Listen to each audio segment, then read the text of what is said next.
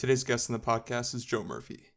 Joe and I grew up in the same neighborhood, so we've known each other for a super long time. Every time I saw Joe in real life, like at school or him on social media, it seemed like he was always being an authentic dude surrounded by a ton of his friends. So I wanted to talk to him about maintaining relationships and how impactful it is to be at the very least friendly and to take an interest in anybody you meet. Enjoy the podcast. All right. What experience set in motion your biggest personal revelation? And to be more specific, what was the event or thing? What was your revelation, and how is that impacting you today? All right, that's big. We're going to start off here. I think living in the great town of Hudson, Ohio, in a little neighborhood known as Winston Manor, set in motion this podcast. So that alone, pretty thankful for that. Thanks. Christian was down the street for me. So pretty sweet that, 2020, who knows when that was, 96, 97, 98, that we were hanging out together. So pretty cool to see it now. But actually, for me, I was in 8th grade. I believe it was like first semester, sometime in September, 8th grade, sitting in, what was her name? Art Tech, Mrs. Stump. So yeah. Found out my grandfather had died, my dad's dad, and they had lived in Illinois. But cool thing about him, his name was Joseph Francis Murphy, and I was so named after him.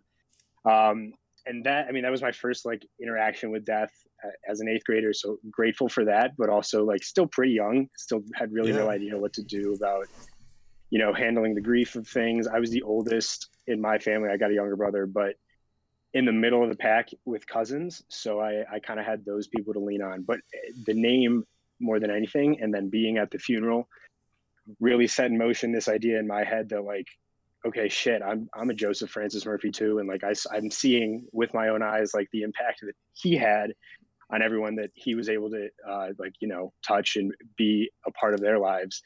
At the funeral, people, everyone from my dad's friends to their parents to neighborhood people, I just all walks of life at this funeral. And I think someone said, I don't know if it was the eulogy or just a toast later that night, but that he was a man that could sit on a bench in a park and chop it up with literally anybody, and it would end up making that person's day better. And so I don't know, 8th grade Joe sitting in Stump's class thinking, oh shit, my grandpa just died. But fast forward a few weeks, I'm thinking, come back, and I'm like, all right, I gotta at least be a better person than maybe I am being, just so that I don't let down this Joseph Francis name. Damn. And I don't know, that seems maybe a little bold and everything, maybe a little too heavy, but at the end of the day, I think that I try to live a life that is going to kind of propel people around me, as well as even if it is a quick interaction, something that's not going to leave someone being like, oh, no, that Joseph Francis guy, kind of an asshole. So I think that's my day to day. I'd rather be friendly than not. I think I strive for people not to hate on me. And I'm sure there's people out there that do, but I think if you were to ask the general public, I got a decent, rep around me. Then I think that if you put me on a park bench right now, I'd be doing all right for the name. Okay, dude, that's awesome, because I think everyone who's told me their answer to that has always given me an answer pertaining to an event that was well into their adult life. So I think it's cool that you came with a story. That's a pretty significant, I want to call it a burden, but a responsibility that you sort of oh yeah, dude. Understood. And I remember 8th grade too. I'm thinking obviously I'm not thinking about it every day as an 8th grader or anything like that, but it was some sort of light switch in me that was why try to piss people off if I can just make people happier and make myself happier? Why try to live a life that isn't that? Yeah. And I think since then, so 8th grade was 12 years now. How long ago was that? Not 12. Was that 2011? 2000? Yeah. Yeah. So almost 10 years, I guess. Mm-hmm. So 10 years ago, grandma is still alive, which is awesome. She's still up in Illinois, but I think just now living past that, a ton of people that I meet through family and stuff, they're so pumped that I'm a Joseph Francis, and that comes out a lot. Yeah. And that alone to me is pretty cool, because it's he obviously had such an impact on these people's lives that the name alone is going to be something that triggers them. So that to me was just kind of what stood out. And whether it is a day-to-day thought that I have, which it's not, but I think it's just kind of the way that I subconsciously am now. Yeah, I think that's awesome. Did you ever, how much thought did you give into how you affected people, how you made other people feel before that?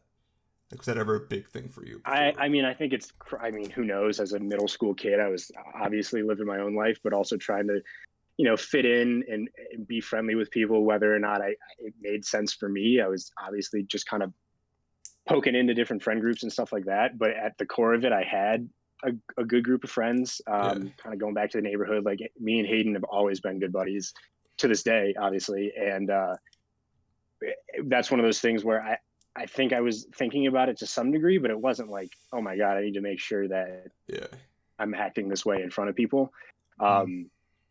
Little throwback to the bus situation. I won't name drop her, but someone in our neighborhood, Evan Morgan and I were poking with, I think first grade, with a golf tee into like the back of her bus seat. And I remember the next day, bus driver like pulled me and Evan to the front seats and was like, well, A, you're defacing our property. And B, you can't be doing this. Like, this little girl is obviously not happy with it. And so I know I wasn't the greatest person prior to this happening. I know I'm still not the best, but I think subconsciously more than anything, it's just kind of something that I just inherently act that way. Okay. Yeah. I mean, I have like hella stories that are flooding into my mind right now because there was an instance on the bus in 6th grade, and I don't know if, I mean, this is a really positive story, so I'll just say their name. It was Matt Reitnauer and Hannah Copperman. But like up until 6th grade, like I had I had good friends, but it's like your elementary school friends, like not like you guys didn't go through it. You're hanging out with each other, and exactly. So so like in 6th grade, it was just like, I mean, everyone is like, unless you played sports, you're sort of like, everyone's usually going in middle school pretty blind because like it's like hella new people. Absolutely. And even with sports, dude, like I played tennis, so not even something that was playing with a team of people, but like I remember walking into middle school and you're looking at 8th graders and you're like, holy shit, what is going on? You're like, you go from walking with your books between classes, like 4th and 5th grade. And then all of a sudden you're like, wait, what's happening? I'm going to have study hall or whatever, sit with these people. So I think definitely blind. Yeah. And so like, I got to know how to act. I was just, doing whatever. And I remember it was like 6th grade, like 8th period, and that's when I met Jake Toth. So like 6th grade is when I met like all of my like lifelong friends, like my closest friends. So cool. Yeah, which is wild. Cool. You know what I mean? Yeah. But I feel like all your dogs are probably like people who you've known, right? Like I feel like when I think of your friends, I think of like, I think you add in that second fold of college buddies. But yeah, at the heart of it all, it's still that same group, which is awesome. Yeah, dude. And so we were like just like chilling, and I remember someone was talking about like guns, and they said something wrong, and then Matt corrected him, and then he was like, well, how do you know that? And he was like, Call of Duty 4, baby. And I was like, oh shit, you play Call of Duty? And so like on the bus ride home, like we were just talking about Call of Duty, and it was like a blast. It's like, damn, like I just met this dude, and like Matt played sports, and I was like, this is cool.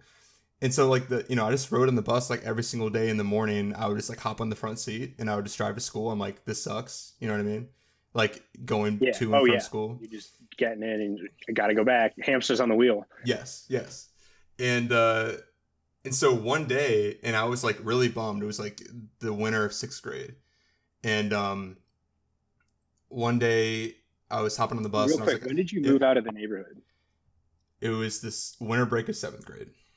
Okay, I thought it was I couldn't remember because I didn't think you were on the high school bus, but I was like, I couldn't remember when it would have been.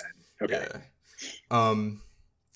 And so I hopped on the bus, and this time Matt and Hannah, who always sat in the back, moved to the front seat where I always sat to meet me, and like they greeted me. That's and I awesome. was like, that was probably like the first time that I felt like joy. I was like, holy shit. Well, like, dude, the other thing too, and I think that at that age, everything is so new and so.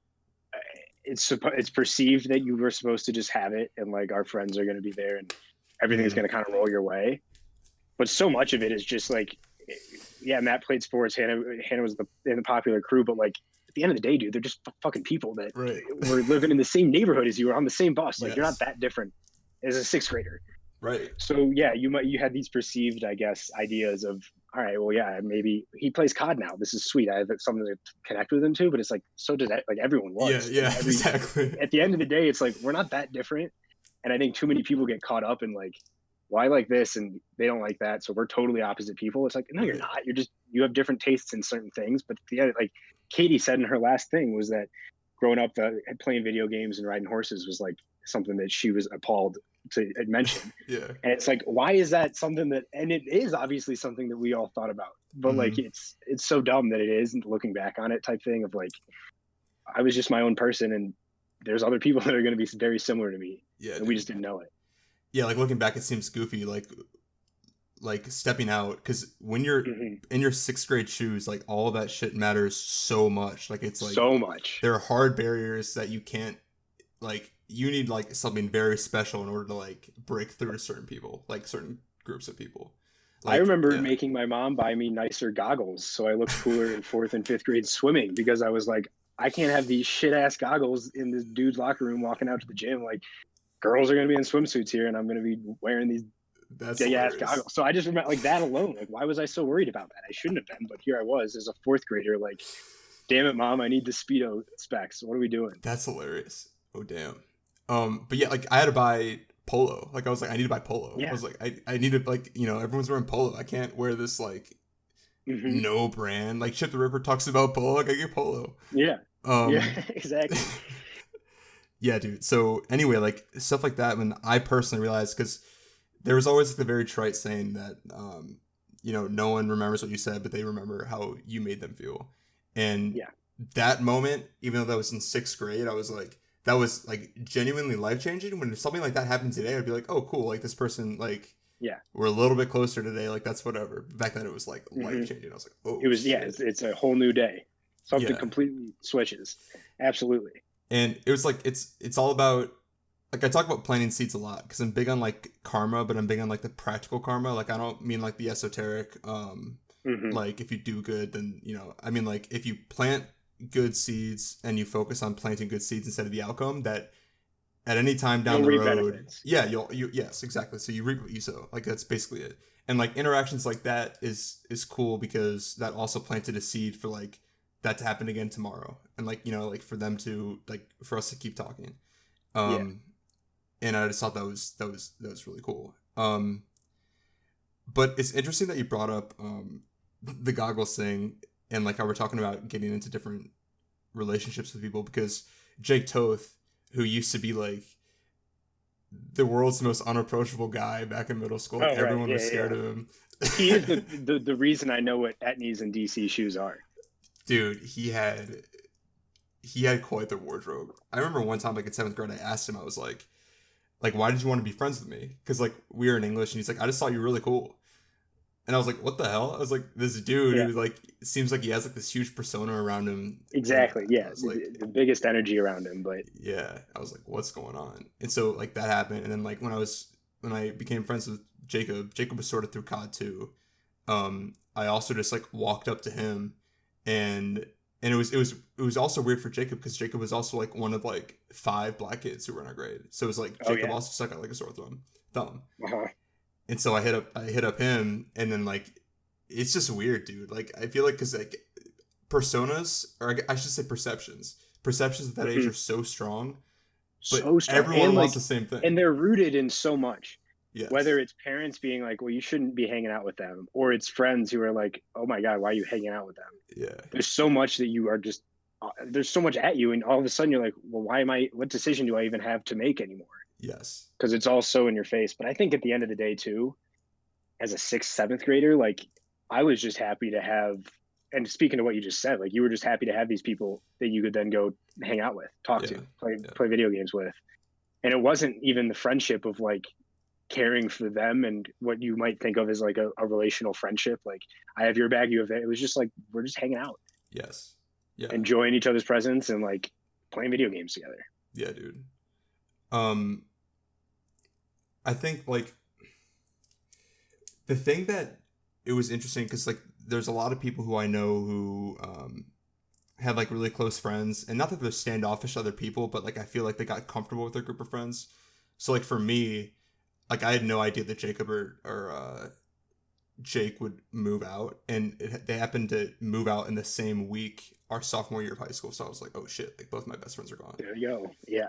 and so like I had to start over basically.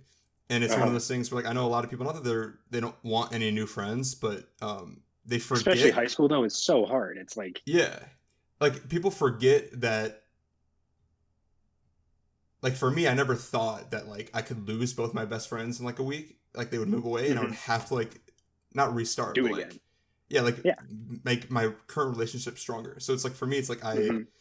based off these like prior experiences that I'm glad that I did plant those seeds because dude, there are so many things like people who I've had on this podcast, it started with like a single text message that like I was like, I'm just gonna YOLO this text message and we'll see what happens. And then like 2 years later, Hmm. like we're talking every single day.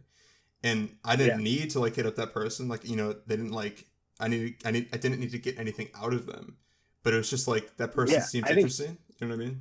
I think a lot of times people are always, if you're not receiving something like that instant gratification of anything is so Mm-hmm. prevalent right now. And whether it's a job or making money but the same thing with friends. If you just said it 2 years ago, you sent a text message and now here you are talking every day. Like all it takes is one little thing for a completely new relationship to start. And even if you're not receiving anything or giving anything in that relationship other than the friendliness of it, Yeah.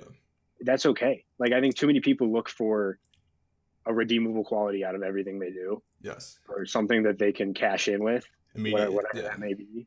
Mm-hmm. And I think too often, like you get caught in the weeds of like worrying about that gratification when realistically, like you're just happy to have it going on. Yeah. And I think that speaks to worrying about worrying about the action, like carrying out the action instead of the outcome. Because I feel like what you're describing Yeah, is being like absolutely. outcome focused. Hmm. But yeah, like even like in college, like there would be like a dude who I studied with or like some girl in my class, and then you would hit them up, and like even if you hung out one time, that's enough to shape your life forever. You know what Oh I yeah, mean? Like even if it's a absolutely. bad date, that'll shape your life forever. So it's like I'm always like about like and it's weird because people like I've gotten in so many slumps where I would go like months without hitting anyone up, and I would like go months without like being forward and like starting conversations. But then like it takes Yeah, one really significant thing because you can like it sounds so cheesy, but it's like you can change your world so much by just having a single conversation with someone and like bringing something up that like you like or something about them, and then like yeah. it just like dude, like it's insane to me. Like that shit gets me so I mean, hyped. yeah, the cliche of like you learn something new every day, absolutely. But at the same time, like learning those new things can also always be like a huge benefit to you. Yeah. Like I'm sure we're gonna something today you'll say to me and I'll be like, well, shit. Okay, there you go. There's my thing today, and now I feel like this was all worth it, and the conversation is gonna leave me with that little tidbit. I think that's Yeah. awesome, and I think to the friendship side of things, like you said, hitting someone up or like just hanging out with someone when you're in town or whatever it may be, like just hearing their story. Like everyone's going through life, everyone's doing the bullshit 9 to 5 or maybe not and doing something cooler or doing something back in school, whatever it may be. But like, so they're going through the same shit that you are to some Yeah. degree, and just kind of listening and having that conversation or meeting up. Like, dude, if you would have told me back in what was it, junior or senior year Doty's class that you'd start a podcast and then I'd be in Denver, Colorado filming a podcast with you, I'd be like, shut the fuck up, dude. Let's do some statistics. Like, there's just no way that anything ever is set in stone, and Yeah. there's no reason I think to not just kind of put yourself out there and do something like that Yes. and be friends with those people or try to be friendly with those people. Yes. It's the attempt because I think that like okay, speaking about like Jake Toth, like the dude with the persona, you meet with him completely different. Like someone like Jacob, Mm-hmm. completely different. And here's a story, man. I'll let you. I feel like I'm gonna talk my ass off, but like there's No, you're good. a moment in 8th grade, and like I always like there's like a few periods in my life where I'm like, how did I even become friends with Connor Mamula because So he and so. moved here? Oh, Yeah, so yeah, with anyone really, but like with yeah. Connor, because I was like, how did I become friends with Connor? Because he moved here like in 8th grade, Mm-hmm. and I remember it's the time because like when he was sitting at the lunch table, like at one of the lunch tables, and I don't know why I got this idea, but I was standing behind this like pillar, like in the middle school cafeteria, and I like poked Yeah. my head out like this, and I was just waiting for him to see me, and I was like, I Yeah. barely know this kid, like I know that he's kind of like goofy, so I'm But like, I'm I'm gonna gonna do say it. some shit. Yeah, I was like, I'm gonna do it, and like I would never do it to anyone else, but I was like, I'm gonna something possessed me that day, and so when he saw me, he like laughed, and then he was like, do you want to come over tonight? And I was like, yeah, let's do it. And so like Sure. that I came Yeah. over that night, and it was like since then like Connor and I have been dogs, so it's like Yeah, it's wild. you don't even know what the shit you're doing is setting And in so stone. why not just do it? Like, why not be friendly? Why not just give it a shot? Because who knows, 10 years from now, you might be talking about that pillar story about someone else, and you're like, what was worth it. Yes. I need to think I of like that. yeah, I want to like I want to pass you like lob you something that you can tell like a story that's like sort of similar. It's like the question that I I had mean, in I got mind. No, you can yeah, tell hit me me if you with have something. something, but I I have mean, I was just gonna say I got stories on stories about my go for it. homies. Like I feel like for me, a lot of them came, which is awesome. Like back to Winston Manor, dude. A lot of my buddies started there. Like Greg Para lived at the top of the neighborhood. He's still a really good friend of mine. He moved though after 8th grade, but like we're still in a fantasy football. Let me go there real quick. That alone has kept a group of friends together, which is awesome. Okay. We actually just had our 10th season with the Damn. same group, and it's all dudes from Hudson High School. So it's that alone has been a lot like previous. That's prior to high school, including college and high school, and the fact that we're all still in it kicking, I think is awesome. And it's a one way. It's once a week. You at least know you're gonna have conversations with these dudes every Sunday. You can Yeah. you're shit talking, you're texting, or whatever it may be. Like it's almost forced interaction, which is cool because everyone in that group is, except for there's three people right now in Ohio, and the rest are across the country of 12. Okay. So it's a cool way to kind of stay interacting with each other, as well as like it's one common thing that then we all can bond over wherever we are. But I'd say for me, kind of going back to your Jake Toth story, like I always had some built-in friends just due to like the neighborhood and family friends. Mm. And it was but growing up, and I don't know if this was me or whatever, like I never had issues with talking to people in school or having those conversations. But I only had like a handful of people that like on the weekends and stuff I was hanging with. And that was just because it's like your parents had to know each other. Yeah. And you had to have a plan of how you're getting to someone's house. And like, if you were going to slate, like there's way more to it, way more to being someone's friend back then when you didn't have the freedom of like just going and hanging out with them. Yeah. So I think a lot of that was almost built in to me, just like having the handful of people that I knew and my parents were cool with me going to their places for. But until middle school and high school, like this is a funny name from the past. You ready for this? 5th grade best friend Miguel Sanchez. Oh shit! Yeah. Yeah. Funny. We okay. reconnected maybe a year ago when I moved out here. He lives like in a suburb of Denver. We haven't met up yet, but he's out here, and I was just like, how fucking crazy is that? That's insane. My buddy, my 5th grade homie, was now. Exactly. So he was like, and I started having friends that weren't friends with each other. Okay. And then it kind of became like, I remember having birthday parties and like my mom only saying you can only have X amount of people over. And it's like, well, who do I invite? Only this friend group, or am I inviting Miguel and some of his buddies? Like it was him and Jake Crone. Like I had that group of friends from class, but then I also had Hayden and Nicholas Custer and Greg that were all, just friends. Yeah. And it was kind of like, well, shit, man, what am I doing? I got too many. Like, what do I do? And I think that then moving past that and everything, at a point now where this is actually kind of funny. My senior year, my buddy, my freshman year roommate, who I met on Facebook, Joe Ketterer was his name. Another Joe. He's from Cincinnati. Still one of my best friends 4 years later, whatever. But he became awesome friends with Jack Roush and then a couple other buddies that were in my fraternity. And like he said to me, he's like, dude, Murph, you're like the glue.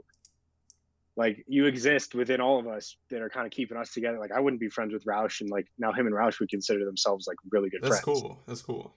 And so I like that a lot. I was like, shit, okay, that's actually, I'll be the glue, man. I'll take that name all day. But I think that, going back to 5th grade, dealing with birthday party invites, like I had people around me that I was friendly with enough that I wanted them at my birthday party, but they weren't friends with each other.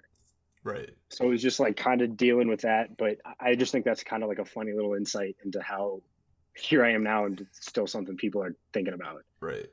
Okay, I'll ask you this question. It's kind of weird, but like back in the day, you're good. Did you prefer? Because I'll start here. Nowadays, like I don't mind would even like invite going to places knowing that I'll meet new people. You know what I mean? It's like, oh yeah, like I don't mind hanging out with everyone who I know, but it's like there is like something like obviously novel, inherently by definition, cool about meeting new people. Yeah, so like back in the day. So, did you like prefer going to or like I shouldn't say back in the day. Like I guess over time, how did your preference change? I think it wasn't really till high school, college where I was super sociable. I think anyone that would say they've met me or know me, I'm pretty social. I can talk to a lot of people. I'll be quiet when I need to be, but if I have to talk, I can do it. And I think growing up, it was always something like, yeah, I'll meet new people, but I don't think I was ever something I was thinking about necessarily. It Mm, wasn't like I was pumped about first day of school every year or right. anything like that. But I do think that into high school, this is a good example, kind of. Hayden ended up going to reserve, and I became awesome friends with a bunch of kids at reserve that I'm still friends with today. People Okay. that were either boarding there or just people from Hudson that are around the area that went to reserve. And again, that was another time where I was kind of double dipping between like my Hudson friends and then Hayden's group of reserve people, which Mm, was sweet because I met a ton of new people that way. And then also was able to kind of, those friends met my Hudson friends. And not that I was the intermediary, but like to some degree, I had to decide like, okay, do I want to go to this reserve thing tonight so I can meet some new reserve people, which is so mm, weird that I was like hanging around a freaking boarding school, but whatever. yeah. And, or am I going to Hudson and it's got the same people? I don't think it changed really till college. And then just the nature of like meeting people in college, it's so overwhelming. And the first week, everyone's friendly. And then all of a sudden, people are cool and you're not cool and Yeah. whatever it may be. Yeah. It changes so fucking fast. Like even the people you meet in your dorm hallway, it's like, Yeah, oh, dude. we can't talk anymore. Okay. So that, I think that was just an opportunity then to be like, all right, I'm going to Miami University, which had, I think, from our graduating class, like the biggest percentage of kids go there. Yeah. So I'm already sitting there with like a million Hudson kids. It felt like like I said, room with my buddy Joe, who I met on Facebook. By the graces of God, randomly, Jack Roush lives above me. Oh, Him wow. and Stefan Gaspar were roommates above me, like in the same dorm. We had totally random. Roush ends up above me, and it's like, okay, well, I guess this is gonna be the Roush and Murph show again. So that worked out. But then Roush played club soccer, and I got to meet his club soccer buddies, and like I was always amped about going to like those things because that's like new kids our age. Mm, Jack's older brother was at Miami as well, so like he obviously let us hang around his people and stuff like that. But it wasn't until I joined a fraternity and I ended up being social chair my sophomore year, and I okay. think that's like probably the peak of when I was like, trying to be facey and in front of people and totally fine with meeting new people and putting myself out there. And then I think as it toned down, junior senior year, like I had my homies, I had my good group of girlfriends. Like I didn't feel the need to like be out there and meeting new people day in day out. But that being said, like I always, if someone was introduced to me, I'm not just gonna blow them off. Right. Yeah. Sorry. There's so many things I want to go off of that. I need to pick one. So hold up here. You're good. I just rambled too, so Um.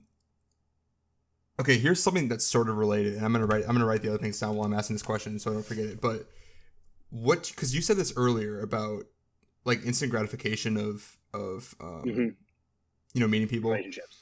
Yeah. And so my issue today, and this isn't a lot of people, but there are a certain amount of people, and they're like, I want like to reduce them and call them like landmines is sort of shitty, but like there are some people who you meet and like they're cool, but like when you meet them, they have like very transactional like friendships in Oh yeah. mind. Yes. So like, do you have any like stories? Like, can you like talk on that? Because like I could like ramble Yeah. on this shit. I think when I first moved out here, so my roommate here is a kid that I interned with the summer before my senior year when I was out here doing an internship, and he went to Colorado State, and so like me, like when I first moved out here, like he was my really only true connection. I had some people that I met through my internship, but like in terms of like hanging out on the weekends, like it was him and like the buddies that he had in the area.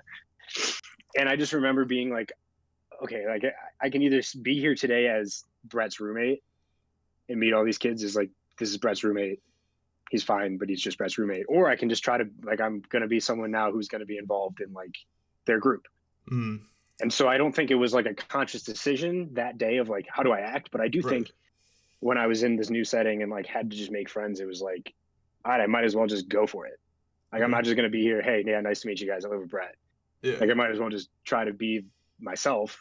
And I think it worked. I don't know. I've since then I've made new friends from work and other friends out here. But like, I think there's a big difference, like you said, being transactional and how you present yourself. And I do think there's always going to be an appropriate time for that.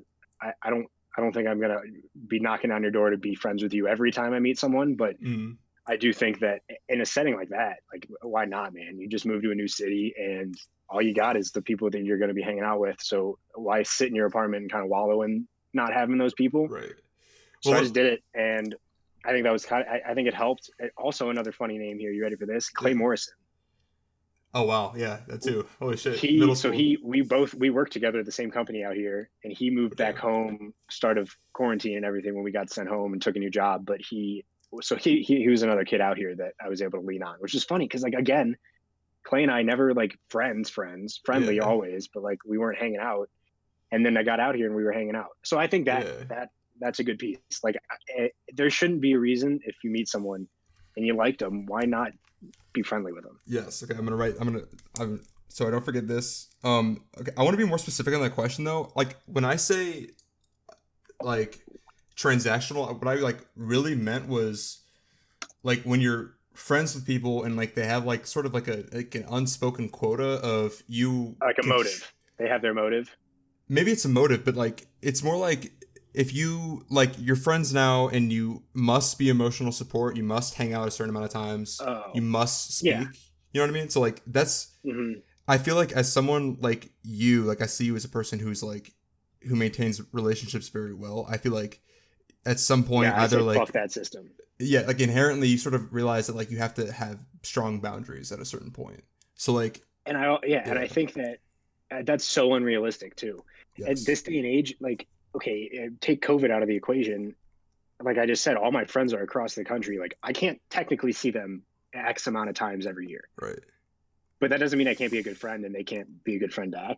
So I think that when you take out the numbers, when you make it less of a, you have to fulfill this to be my friend, Yeah. and it's just like, hey man, we're just talking, we're just Yeah. friends because we're just friendly with each other. I Yes. mean, I think even this, like you and I have spoken briefly over the last 4 years, 6 years, whatever it's been since high school, but like never sat down and had a conversation, never met up to. We talked at bar, like I saw you at Kepner's. I remember we've Yeah. talked Michigan, we've talked Mario, Hell yeah. some music, but like for the most part, but I would never, if someone name dropped you or whatever, I would never be like, oh yeah, I don't really know Christian. Like I Yeah. would absolutely be like, oh yeah, no, he's a friend of mine. And Yeah, I think maybe exactly. I'm pretty liberal with the way I use friends, but like for me, it's like unless I know for a fact they don't like me and I don't like them or whatever it may be, I got no issue being friendly with someone. Okay. Um But yeah, I do know what you're saying in terms of like hitting that number, and people are, and whether that's maybe that's more relational, like in terms of, I think of it, I feel like I've heard it more from friends and stuff, like in a relationship, like yeah, oh that you for haven't sure. talked to me as Yeah. much.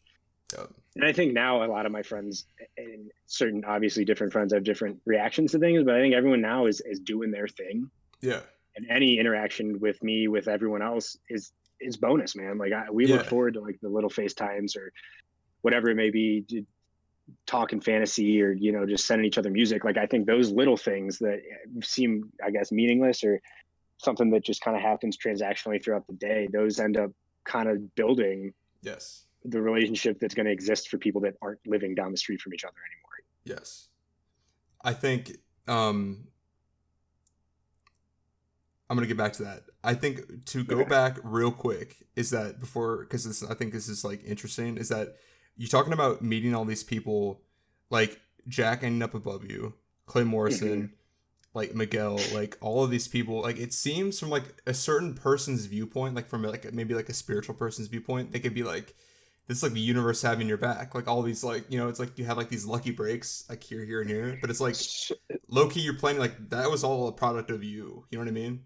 yeah, and I was just going to say, I think more than anything, it's just like they happen to be in the same spots as me, but them being friendly to me being friendly to them, having those interactions comes truly from just how, I guess, the friendship or the relationship formed, which was friendly. I Yes. keep saying friendly and it pisses me off, but like I don't know what other word to use here.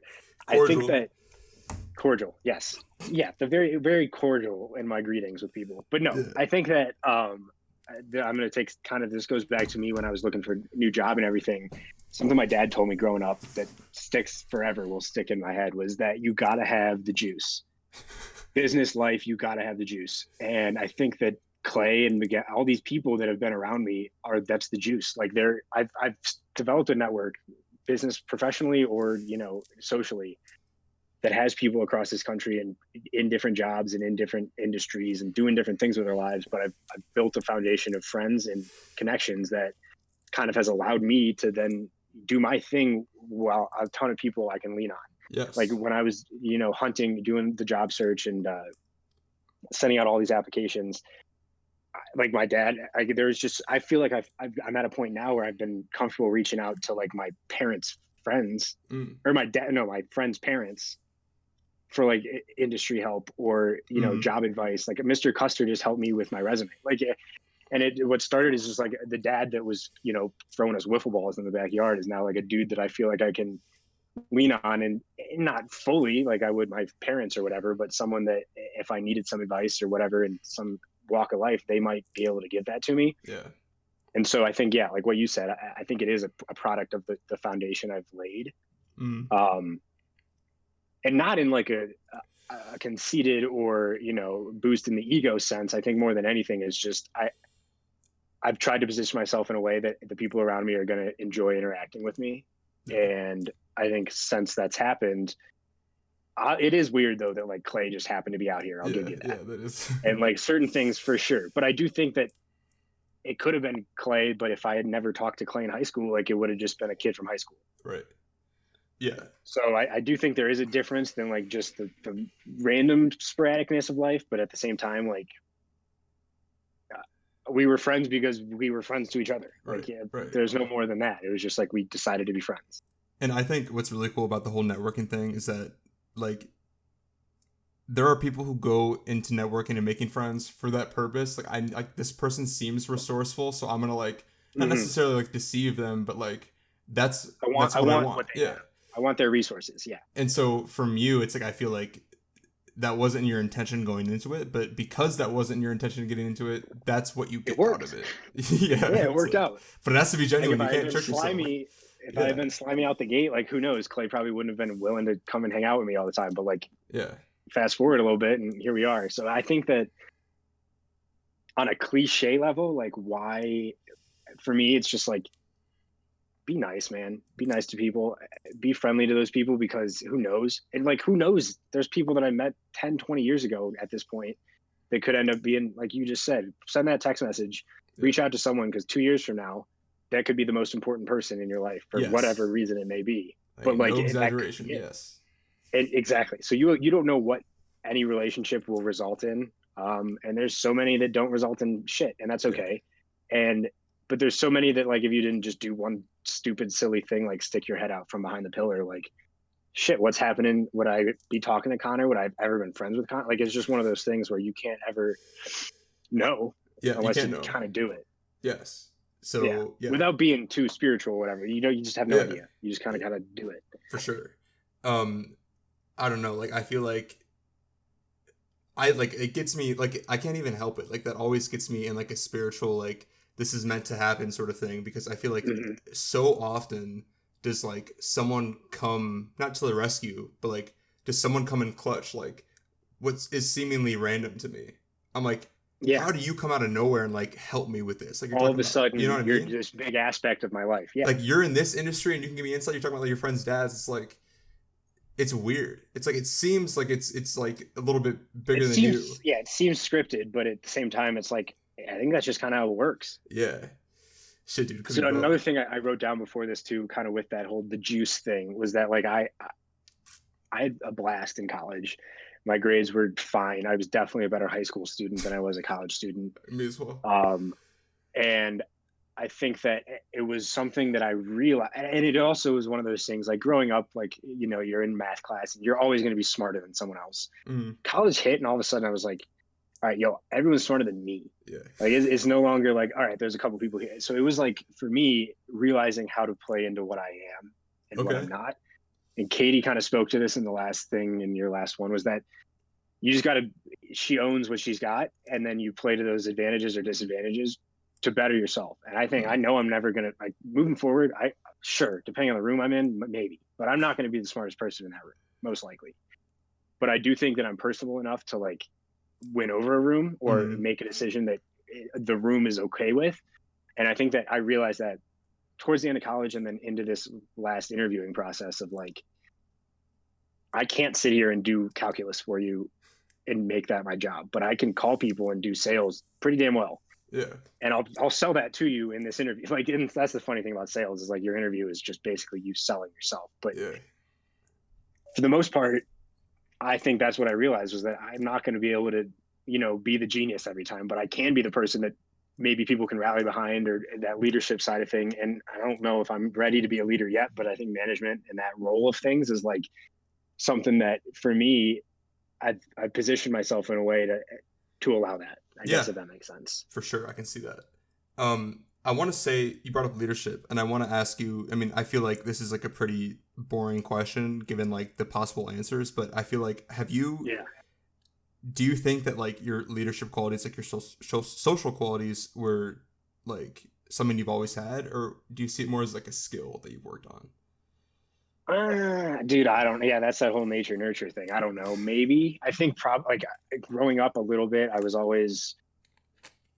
I'm the oldest, so like maybe that to some degree, like younger brother aspect of things. But in my friend group, I was never really like the leader of the gang. And maybe that's changed. I don't know. We can talk to the homies about that. But we used to call Custer dad. Like he was just dad. Oh, that's funny. And we always called him dad, no matter what we were doing. Like that's just, and he was just kind of the one who made the plans and would set it up with everyone else. And like, I was happy not to be doing that. And I definitely don't do that still, but like he was dad. And I think that maybe over time, maybe like in college and being involved with other things a little bit, I do think it is a skill the way you use it. I don't think it's inherently a skill. Like I think it's just something you have or don't have. But like I think the way that I've just like realized how to kind of play with it and be active with it and kind of make a difference through that, I think that is the skill in itself. Okay. If like that makes sense. Like I think that being able to like dude, there's so many personable people you meet that you would never want to operate a business. Yeah. Or you would never want them to handle your money. But like, damn it, they're personable and you can have any conversation with them, but like, they're not. So I think there's that. Yeah, there's a difference there. Like you have to be, like you said, tactical with that relationship building and your social ability. Because there's that line of where are you social or you work? Like we're getting too much into work now, but I think that for the most part, it's how you use that social ability and that the persona, back to personas. But like, I think how you use that and act with it is the skill, not necessarily owning that. Yeah, no, that's very interesting because I think I want to go back to you saying the stuff about like you sort of realize that you're not the smartest dude there, and like let me think about how I want to say this real quick. Like the whole like success in general, like I feel like in a place like Hudson especially, like GPA and intelligence is like one of like the hallmarks of like if you're successful or not. It's the forefront of how they operate. Yeah. And so like I had this conversation with Katie in the last one. We're talking about like schools, like which school did you go to and stuff. But like at the end of the day, like I know like there are hella books that'll say the same thing, but like success is really like 80% how you communicate with people, and the 20% or like less than 20% is really like your like the nitty gritty. Like your insight and the inside in the industry and stuff like that. So it's wild.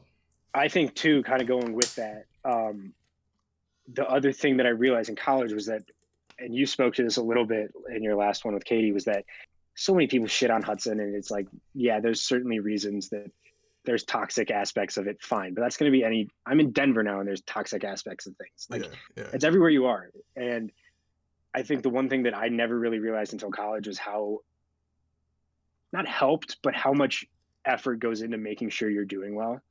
Yes. And then you get to college, man, and you just don't have to wake up.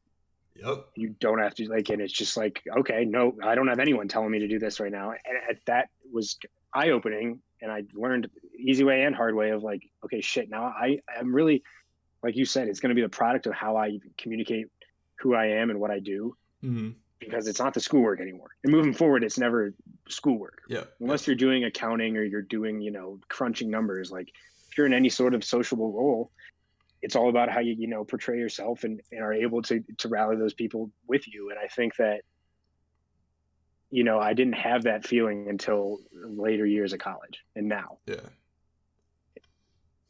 I don't know, kind of interesting. It's just interesting Hudson insight, because so much of Hudson is, we're going to go to college and do good things. Yeah. I don't think I realized that was, but it's really not, you know what I mean? Exactly. And I didn't think I realized that really, really until college, that it wasn't streamlined. Okay. Yeah. Kind of what Katie said, like how we wrote our English essay or our college essays in English. Yeah. Like in class.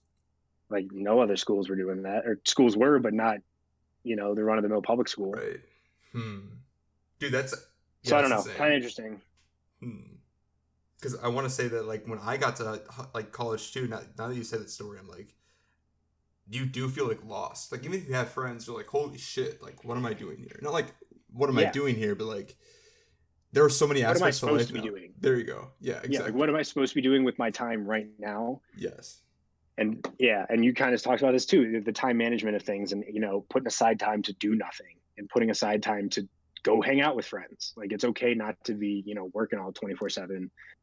And I think that's something I've done a good job with, is putting, whether it is intentional or not, but like making sure that that friendships and relationships are kind of like the forefront of what I'm doing. Right.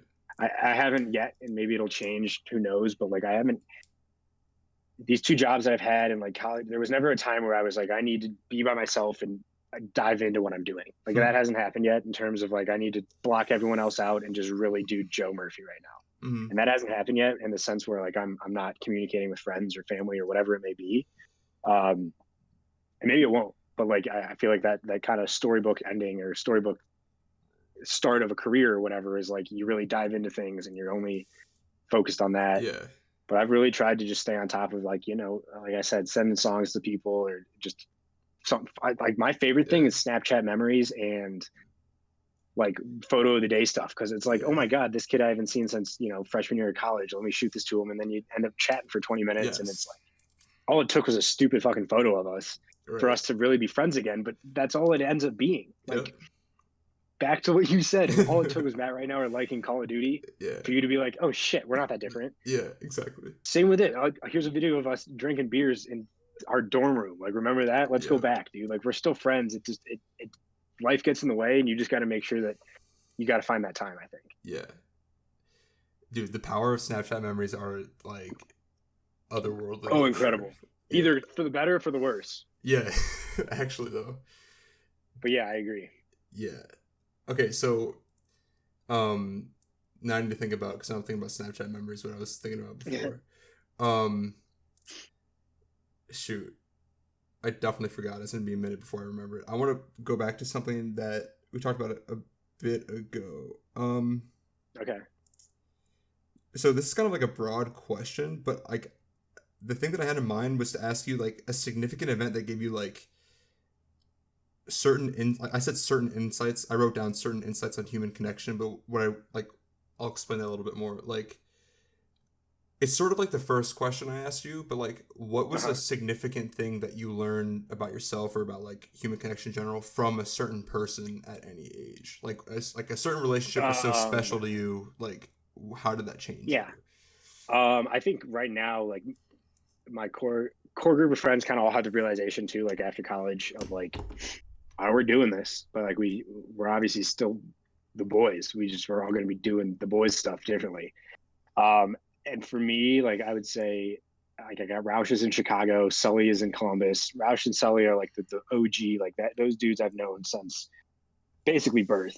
And then again, funny, like Roush was never good boys with Custer and Gabe and any of them, but like, it's the glue, man. It's the glue.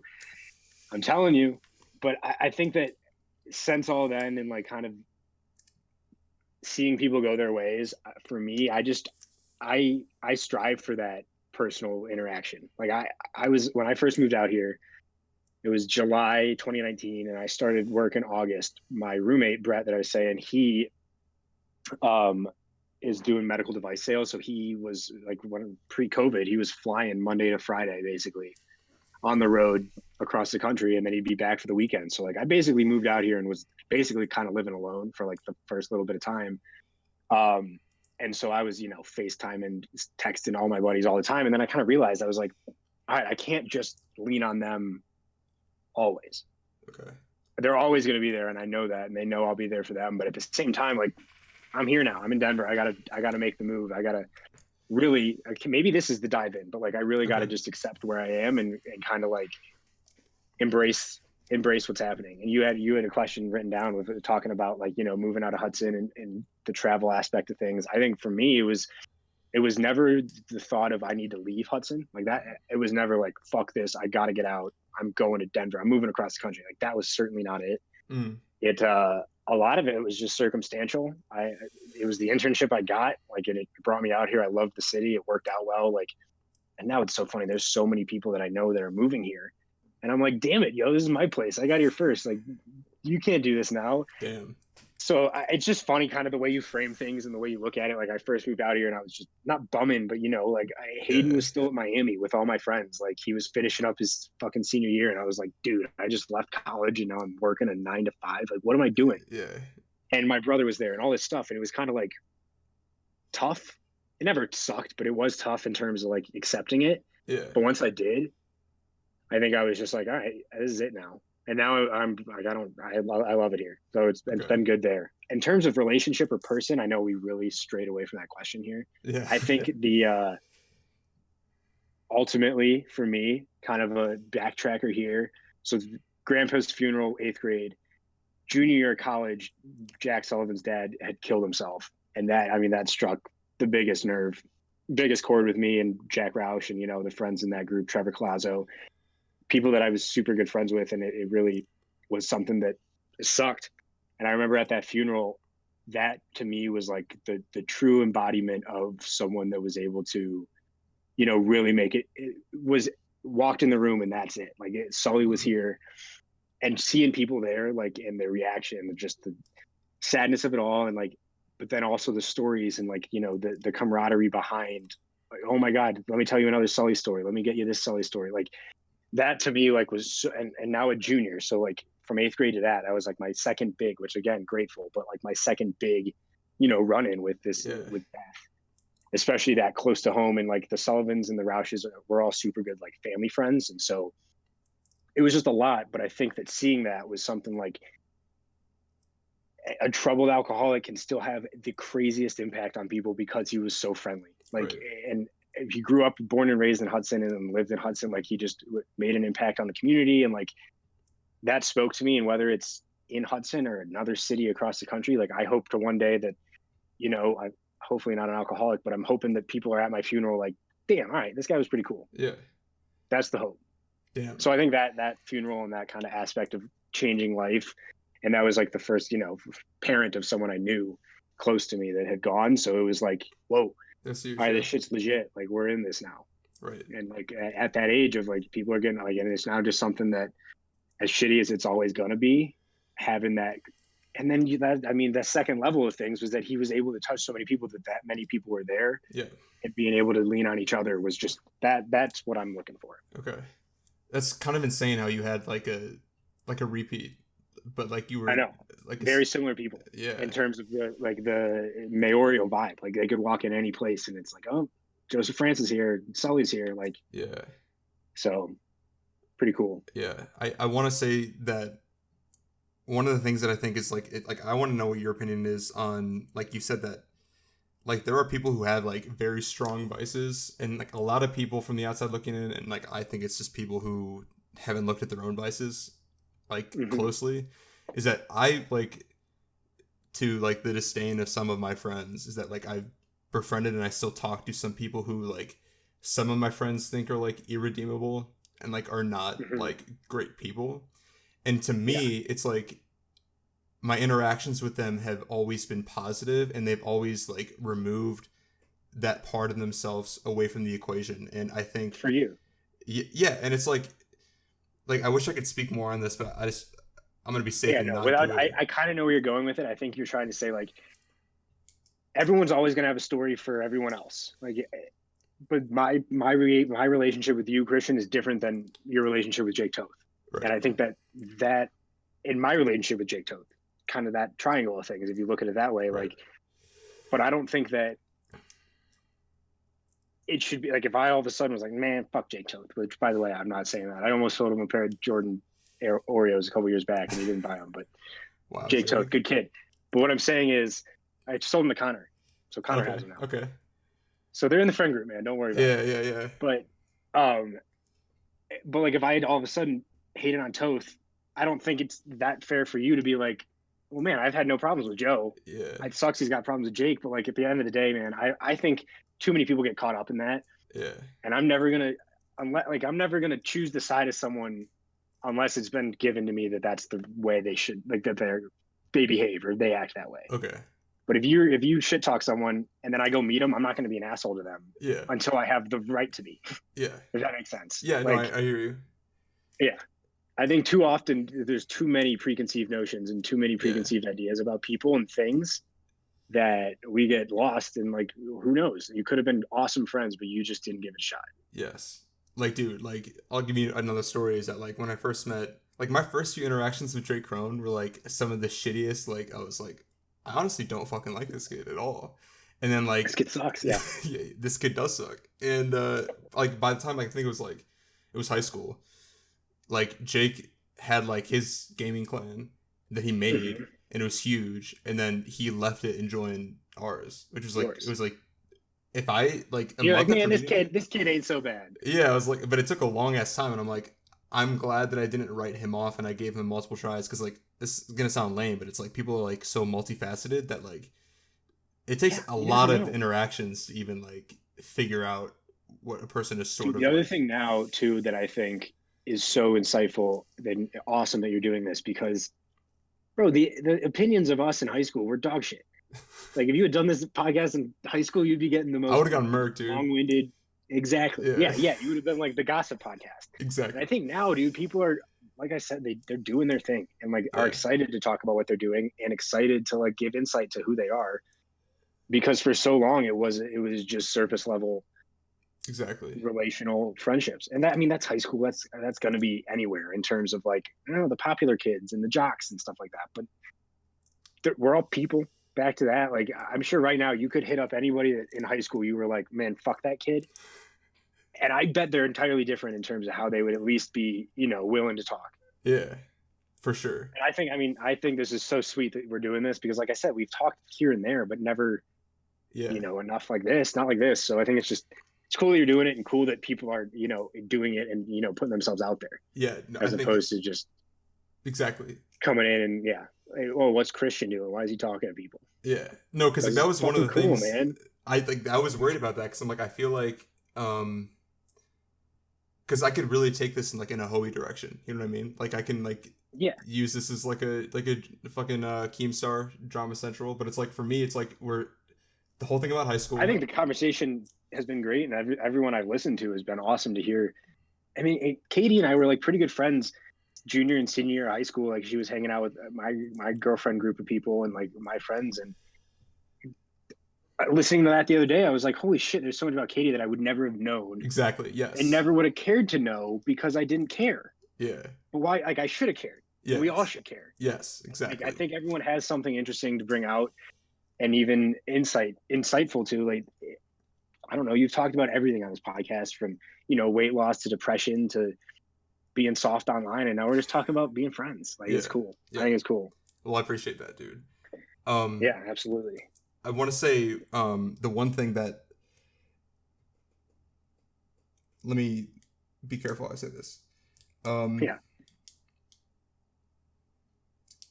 So, like, the reason that I like doing this so much is that, like, I'll bring people like you, and I think back on, like, my high school self. So, like, just as, like, a little precursor, like, when I go to Kepner's and I see someone, like, let's just see I meet, like, Michael Charlton, and, like, I hit him up, and, like, I saw one thing about, like, what he was doing a few years ago. So, like, that's, like, my only update since then. Yeah. But I know how much I've changed, and it's, like, I view it as monumental, but I view Michael, and I'm viewing him as, like, his high school self. So when I go to him, I'm like, do I act like my high school self? Like, how do I act? Like, do I act brand new? What's different? Yeah, exactly. Yeah, so it's like, I don't know how to act. But it's like, for these sort of things, like, I feel like it's very disarming to hear people talk in, like, in this setting. Yeah, in this setting, because at this, like, length, because social media, like, you see nothing. And like, if you do see anything, it's not real. You know what I mean? And kind of Connors was speaking right to that, dude. So many people get freaking pissed these days about anything online, and it's like, I probably said something to piss someone off over the years, but they might listen to this and be like, "Hey, he's not so bad." Yeah, exactly. Maybe the Michigan flag will do it, but, like, yeah, no, that'll do it. Yeah, we might be getting some hate there, dude. So something I also wanted to add. What did I write this down? Kind of with what you just said, seeing someone at Kepner's, bro. The biggest thing for me, and where I think I thrive, is acquaintances. Okay. And COVID has killed that. You can't Oh like yeah. I miss going out to hang out with people that I kind of know, or like that I could run into, Hmm. Yeah. because I love that type of shit. Like just kind of chopping it up for 15 minutes. Just, oh yeah, what are you up to? How you been? Like, and it is small talk, and some people hate that stuff, but like I always loved going to Kepner's and like finding people that I hadn't seen since high school, and Yeah. having a quick conversation with them, buying them a drink, or taking shots, whatever it was. Like, Yeah. I think that was awesome, and like it sucks that we're in this now where you're really only seeing the people that you're trying to see. I don't see Yeah. people I don't try to see anymore, and that Very sucks. lame. Yeah. Yeah. Exactly. Yeah, Damn. I think that's kind of a funny way to look at it. But like, you used to hate that small talk, and now I'm like, give it Yeah. I to know. You're me. like, give it to Let me me, talk to some people. Yeah, exactly. dude. Yeah. So like, I want to say that. Yeah. So like the Kepner's thing is that I know a lot of people who shit on it for the same reason they shit on Hudson, but it's like, dude, Kepner's is kind of like not everyone's redemption arc, but it's like if you want to give everyone a Show chance, yourself like if off. you're being Yeah, real, like, and you want to give other people a chance, then like you go to places like Keviners and you just like shoot the shit with people, shoot and the shit. that's And yeah, I think that we're now at a point. Our parents, I think, like pre-social media, and maybe we're going too deep here, but pre-social media, like you had to shoot the shit. oh yeah, Like you would go to bars because that was your only way to communicate with people. mm-hmm.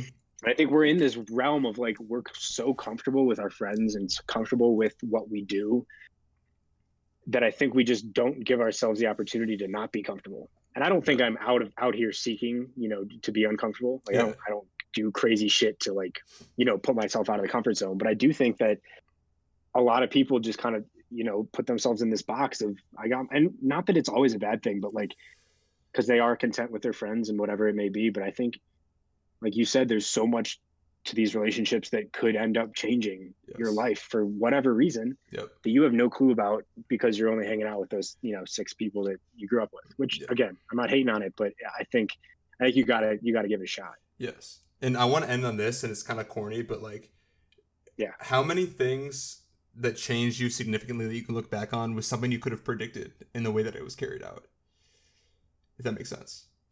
I mean, I could have predicted my grandpa would die. Like that's going to happen eventually, but I guess the impact of it was a little different. I always knew it was important.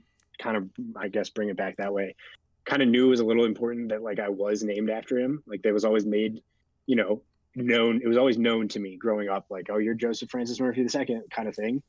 So I don't think it was like written out that it was going to happen, and I knew to some extent how it would change me.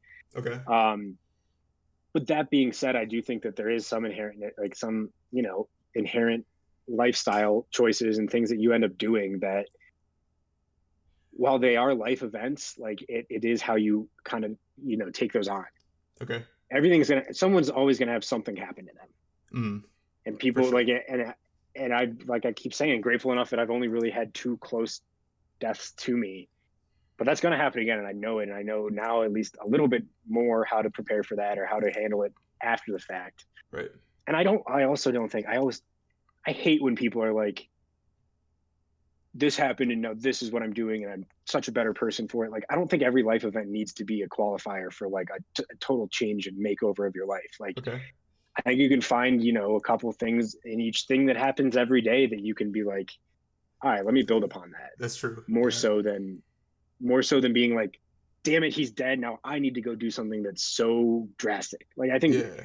Yeah. maybe that's, like symbolized in movies and books more than Yeah, it for sure. is in Yeah. real life. But I Yeah. do think that, you have that mindset of like, well, now what? What do I have to do? And I don't Yes. think you ever have to do anything. I think you need to figure out what works for you and how you're going to be better from whatever just happened. And I don't think, I think people get too wrapped up in that. And you just gotta kind of go with it and make it your own thing. Yeah. No, I love that a lot because I feel like all change is really the amount of changes that come, like big changes rarely ever happen. Like life events like that rarely happen, and people Yeah. are anticipating those things. And when they do come, like you said, it's like, how am I supposed to use this? But it's like, in the reality thing, And it's people will tiny put ones. off doing something until they have that qualifier. It's like, Yes. just do it. Yes. That's your Yes. qualifier. Just go for it. You don't need to have something change, or you don't need to move to a new city, or you don't need to start a new job for, a quick lifestyle change of any sort. Yes. Hell yeah, Build it. dude. Do you want any plugs? Yeah, go Brownies. I don't know when this is airing, but go Brownies tonight. once we're allowed to see acquaintances again, I'd love to share beers with whoever watches this. Hell yeah. And keep subscribing to Christian, man. He's got good shit. Hell yeah, do that. Okay. If you made it this far, thanks for watching. Like Joe said, subscribe. That'll be dope. All right, peace. Click it.